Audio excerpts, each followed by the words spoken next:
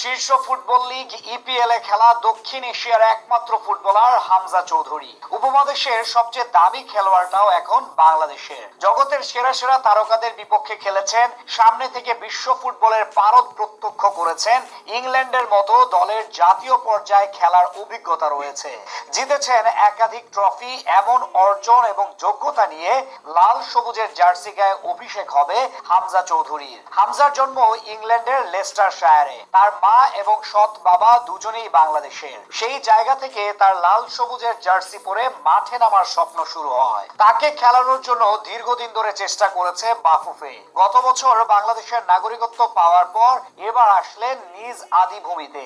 আগামী 25 মার্চ ভারতের বিপক্ষে হবে অভিষেক। লেস্টারশায়ারে জন্ম নেওয়ার পর মাত্র 7 বছর বয়সে তিনি লেস্টার একাডেমিতে যোগ দেন এবং সেখান থেকে ফুটবল ক্যারিয়ারের ওপরের দিকে উঠতে থাকেন। 2017 সালে তিনি প্রিমিয়ার লিগে অভিষেক করেন। দক্ষিণ এশিয়া থেকে প্রথম প্লেয়ার হিসেবে তিনি ইংল্যান্ডে খেলার কীর্তি অর্জন করেছেন। হামজার লেস্টার সিটির হয়ে অভিষেক হয় ইএফএল কাপের তৃতীয় রাউন্ডে লিভারপুলের বিপক্ষে। খেলার 82তম মিনিটে মাঠে নেমে দলের জয়ে অবদান রাখেন। 2017-18 মৌসুমে তিনি ইংলিশ প্রিমিয়ার লিগে মোট 8 ম্যাচ খেলেন।